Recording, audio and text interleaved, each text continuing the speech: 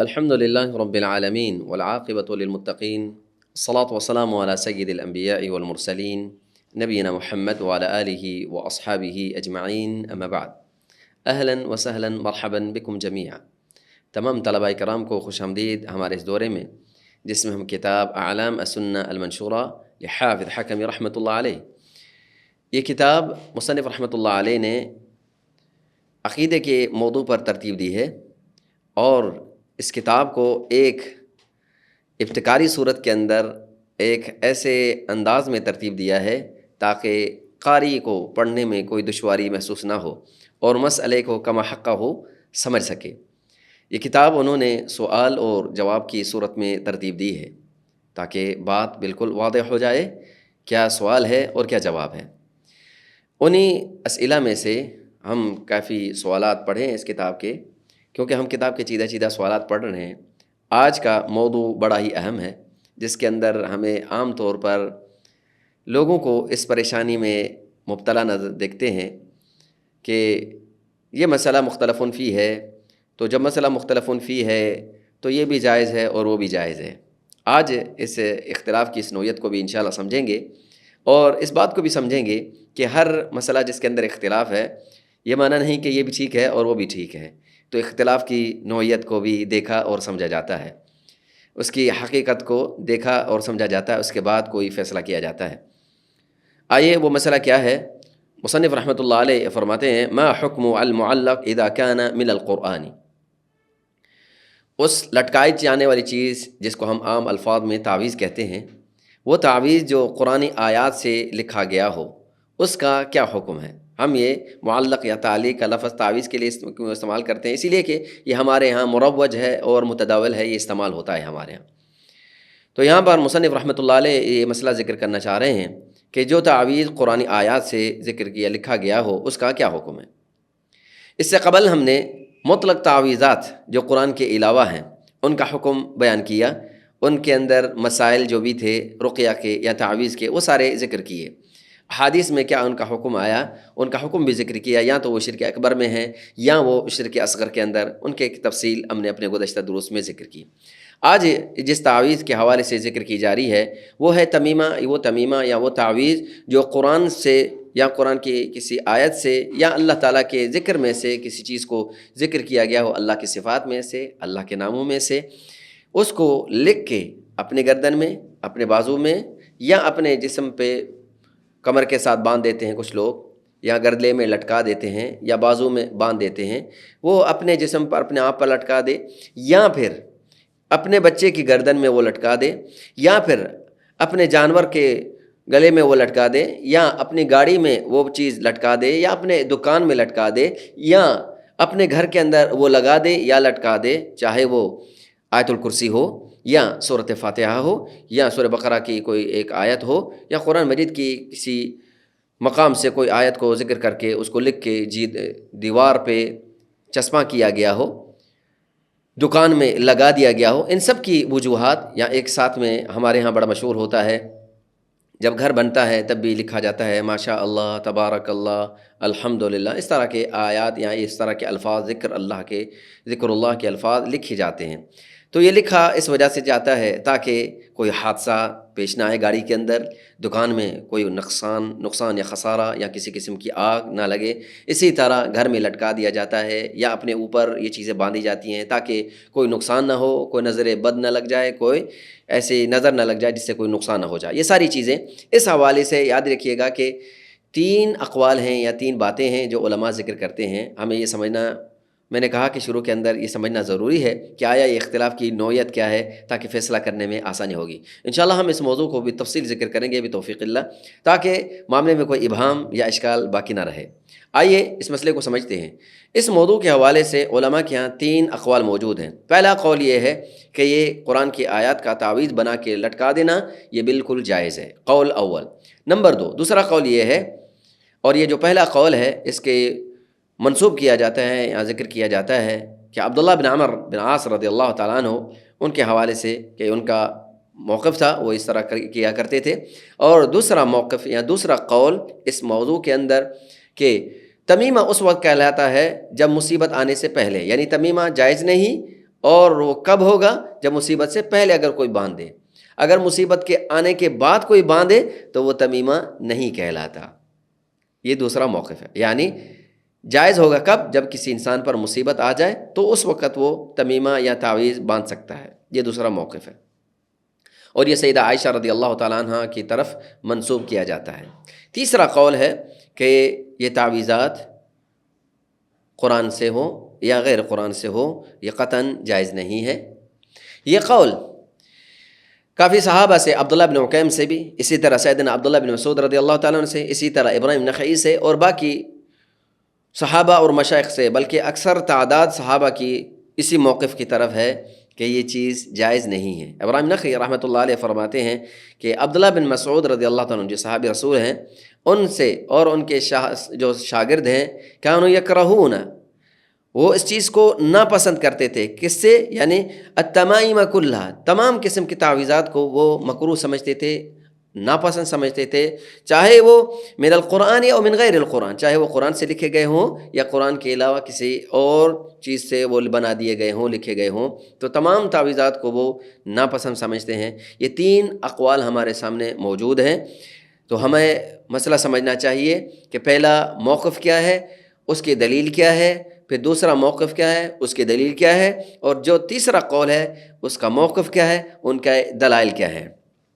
مختصراً ہم ذکر کریں گے، پھر انشاءاللہ ان تمام باتوں کا تفصیلاً جواب بھی انشاءاللہ ہم دیں گے. دیکھیں، پہلا موقف جو ہم نے ذکر کیا کہ جو کہتے ہیں مطلقاً جائز ہے، مطلقاً جائز ہے، کہتے ہیں کہ بالکل قرآن کا تعویذ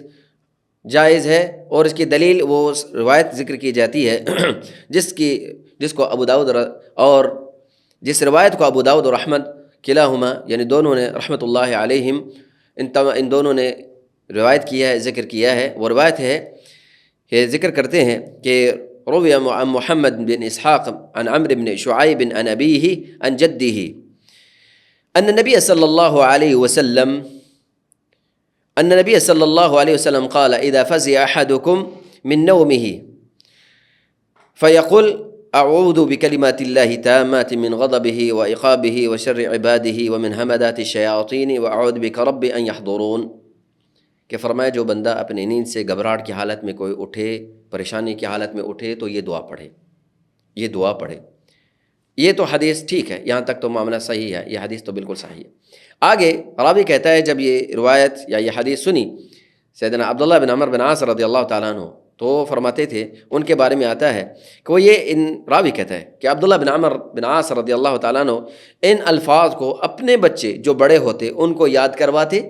ان کو زبانی، جو بڑے بچے ہوتے ان کو زبانی یاد کروا دیتے، اور جو چھوٹے بچے ہوتے تھے ان کو لوحات یعنی تختیوں پر لکھ کے ان کو لٹکا دیتے تھے، ان پر لٹکا دیتے تھے. تو جن علماء نے ان کے جواز کی دلیل لی ہے، کہتے ہیں یہ صحابی رسول ہے، ان کا یہ عمل ہے، تو عمل باطل نہیں ہے، صحابی رسول کر رہے ہیں تو غلط کیسے کر سکتے ہیں؟ یہ اس عمل سے استدلال لیتے ہیں اور جواز کا حکم دیتے ہیں. یہ پہلا موقف ہے. دوسرا موقف کی دلیل سنیے گا. دوسرا موقف، اور اسی کے یعنی اس پہلے موقف کی ایک اور بھی دلیل آپ کے سامنے ذکر کرتا چلوں کہ قرآن کی ان آیات سے وہ استدلال لیتے ہیں جس میں عمومی حکم ہے. عمومی حکم ہے. کیا عمومی حکم ہے؟ قرآن سے فائدہ لینے سے، قرآن سے شفا لینے سے، قرآن سے استفادہ کرنے کا حکم ہے. تو ان عمومی آیات یعنی احکام سے وہ دلیل لیتے ہیں، تو کہتے ہیں ان سے شفا لینے سے مراد یہ ہے کہ یہ بھی طریقہ ہے قرآن مجید سے شفا لینے کا. جیسے قرآن کی آیت ہے قال اللہ تعالی وَنُنَزِّلُ مِنَ الْقُرْآنِ مَا هُوَ شِفَاءٌ وَرَحْمَةٌ لِّلْمُؤْمِنِينَ. تو کہتے ہیں یہ شفا ہے، تو شفا یوں بھی حاصل کی جاتی ہے کہ اس کو لکھ لیا جائے اور لٹکا دیا جائے، اس سے بھی شفا حاصل ہوتی ہے. یہ ان کے موقف کی دلیل ہے، پہلی اور یہ دوسری. اسی طرح دوسرا موقف ہے، یہ موقف کہتا ہے یعنی ان کے قائلین یہ کہتے ہیں کہ اگر مصیبت سے پہلے اگر کوئی تعویذ باندھے یعنی قرآن کی آیات کو باندھے تو وہ جائز نہیں ہے، لیکن اگر بعد میں مصیبت آنے کے بعد باندھ لے تو جائز ہے. کیوں؟ دلیل کیا ہے؟ وہ سیدہ عائشہ رضی اللہ تعالیٰ عنہا کا ایک اثر ان سے مروی ذکر کرتے ہیں جس کو ابن عبد البر نے ذکر کیا ہے. وہ فرماتے ہیں کہ سیدہ عائشہ کا موقف ہے، وہ کہتی ہیں التمیمۃ قبل المصیبت لا بعدها. یہ ان سے ایک اثر منقول ہے کہ تمیمہ اس وقت یعنی وہ ممنوع، جو تمیمہ من تعلق تمیمتاً فقط اشرک کے الفاظ ہیں، کہتے ہیں وہ تمیمہ وہ ہے جب تمیمہ اس وقت باندھا جائے جب مصیبت سے پہلے ہو، اور مصیبت کے بعد وہ تمیمہ نہیں ہوتا بلکہ وہ جائز کے حکم میں. تو انہوں نے یہ موقف یہاں سے، یعنی ایک صورت میں ان کے یہاں جائز ہے اور دوسری صورت میں ان کے یہاں ناجائز ہے. تیسرا موقف ہے وہ یہ کہ قرآن کا یا غیر قرآن کا تعویذ بنا کے لٹکانا جائز نہیں ہے. ان کے دلائل کافی ہیں، اور اسی طرف مصنف رحمۃ اللہ علیہ کا بھی موقف ہے. وہ بھی اسی بات کی طرف گئے ہیں کہ قرآن یا غیر قرآن سے تعویذ کو لکھنا اور اس کو لٹکانا جائز نہیں ہے. ان کے دلائل ہم ذکر کریں گے انشاءاللہ بتفصیل، لیکن مصنف رحمۃ اللہ علیہ نے جو یہاں ذکر کیا ہے پہلے اس کو پڑھتے ہیں. فرماتے ہیں یروى جواز عن بعض السلف، حکم و معلق کے بارے میں کہتے ہیں، سوال لکھتے ہیں کہ قرآنی تعویذ کا کیا حکم ہے. کہتے ہیں کہ اس کا بعض سلف سے اس کا جواز ہونا ثابت ہے، یعنی نقل کیا جاتا ہے، ذکر کیا جاتا ہے بعض سلف سے اس کے جائز ہونے کو. لیکن وہ اکثرهم علی منعہ، کچھ نے اس کے جواز کی اجازت دی ہے، یعنی اس کے جائز کہا ہے، لیکن اکثر صحابہ سلف میں سے تابعین میں سے انہوں نے منع کیا کہ یہ جائز نہیں ہے. اکثرهم علی منعہ، جس میں سے کہ عبداللہ بن عکیم و عبداللہ بن مسعود و اصحابہ وہو الاولی، کہتے ہیں اس کو ذکر کرنے والے جن میں سے صحابہ عبداللہ بن عکیم ہیں، عبداللہ بن مسعود ہیں اور ان کے شاگرد ہیں وغیرہ، اور یہی اولا ہے، یعنی یہی بات درست ہے کہ نہیں تعویذ لکھے جائیں. پھر انہوں نے 4 باتیں ذکر کی ہیں، اس کے وجوہ ذکر کی ہیں، اسباب ذکر کیے ہیں کہ قرآنی تعویذ نہیں لکھنا چاہیے. اس کی 4 وجوہ ذکر کی ہیں. نمبر 1 کہتے ہیں لعموم النہی عن التعلیق، کیونکہ شریعت میں عمومی طور پر، عام طور پر تعویذ کو لٹکانے سے منع کیا گیا ہے، تعویذ کو لٹکانے سے منع کیا گیا ہے. نہ رسول، جس طرح ہم نے پوائیں پیچھے بھی ہے، من تعلق تمیمۃ فقد اشرک، من تعلق تمیمۃ وکل الیہا، اس طرح وہ پیچھے ہم نے احادیث پڑھی ہیں، ان میں سے یہ. تو عمومی طور پر اس میں قرآن یا غیر قرآن کی کوئی تخصیص نہیں تھی، تو عمومی جو احادیث ہیں اس کے اندر اس کے منع کا حکم آیا ہے، تو اس کے اندر عموم ہے، یعنی عموماً اس کو لٹکانے کا منع کا حکم آیا ہے. اسی طرح وَلِعَدْمِ شَيْءٍ مِّنَ الْمَرْفُوعِ يُخَصِّصُ ذَلِكَ، اور نبی علیہ الصلوۃ والسلام سے بطور خاص بالضبط کوئی نص ایسے ثابت نہیں کہ اللہ کے نبی صلی اللہ علیہ وسلم نے اس طرح کرنے کا کوئی حکم دیا ہو، یا آپ صلی اللہ علیہ وسلم نے اس طرح کوئی عمل کیا ہو، یا آپ صلی اللہ علیہ وسلم نے کسی صحابہ کو یہ عمل کرتے دیکھا ہو اور آپ صلی اللہ علیہ وسلم نے سکوت اختیار کیا ہو، تو بھی یہ جائز نہیں. یعنی اس طرح تینوں چیزوں میں سے کوئی چیز نہیں ہے. تو کہا کہ اسی لیے یہ نمبر 3 یا تیسری صورت جو اس میں، یا چوتھی سے اس کو دونوں کو اوپر والوں کو ملا کے ایک کر دیں، یا دوسری صورت اس کو بنا دیں، وَلِصَوْنِ الْقُرْآنِ عَنْ إِهَانَتِهِ، کہا کہ اس میں ایک یہ بھی چیز ہے کہ قرآن کو انسان اس کی بے حرمتی سے بچا لیتا ہے. یعنی اس سے آپ سوچیں کہ ایک آدمی قرآن لگا کے گلے کے اندر لٹکا دیتا ہے، پھر وہ کبھی کبھار یعنی واش روم میں جا رہا ہے، کبھی غیبت کر رہا ہے، کبھی چغلی کر رہا ہے، کبھی گناہ کا کام کر رہا ہے، کبھی سگریٹ نوشی کر رہا ہے، کبھی معصیت کے کام کر رہا ہے، بہت سارے المہم اس طرح سے نافرمانیاں اور معصیت کے کام سرزد ہوتے ہیں، اور قرآن اس پر باندھا ہوا ہے، لٹکا ہوا ہے. تو کہا کہ وَلِصَوْنِ حُرْمَتِهِ، ایک یہاں پر ایک اثر بھی ذکر ہوتا ہے، ایک اثر ابراہیم نخعی سے، اور اس کو مصنف ابن ابی شیبہ کے اندر ذکر کیا گیا ہے اس اثر کو، کہ ابراہیم نخعی کہتے ہیں کہ سلف میں سے اس بات کو منع کرتے تھے، پسند نہیں کرتے تھے کہ ان تعویذات کو،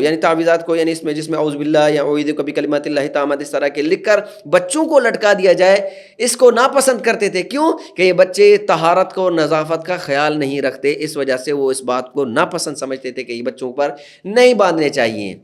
آپ سوچیں کہ بڑوں کا تو ویسے مسئلہ نہیں ہے، وہ ہم آئیں گے تفصیل کی طرف جب مجوزین کے دلائل کو دیکھیں گے، تو یہاں پر بھی ذکر کیا گیا کہ یہ جائز نہیں ہے. تو کہا کہ قرآن کو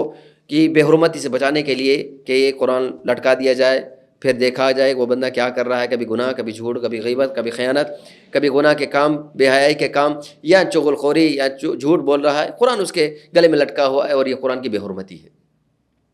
تو کہا اس وجہ سے بھی قرآن کو باندھنا نہیں چاہیے، لٹکانا نہیں چاہیے، تعویذ نہیں بنانا چاہیے قرآن تعویذ کا. اسی طرح ولی اللہ یتوصل بذلک الی تعلیق غیرہ، کہ کہیں کہا کہ یہ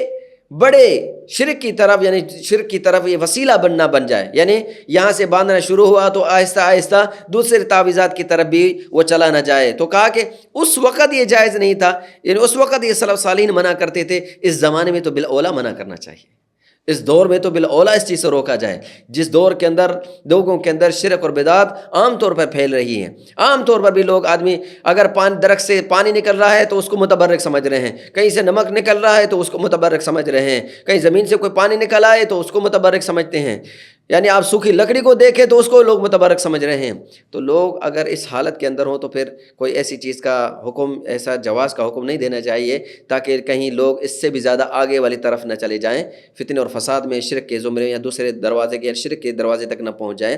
دوسرے شرک یا تعویذات کی طرف نہ چلے جائیں۔ تو اس چیز سے بچنے کے لیے سد ذرائع کے طور پر، سد باب کے لیے اس سے بھی روک لینا چاہیے۔ آخری بات وہ ذکر کرتے ہیں وَلِسَدِّ الذَّرِيعَةِ عَنِ اعتقاد المحظور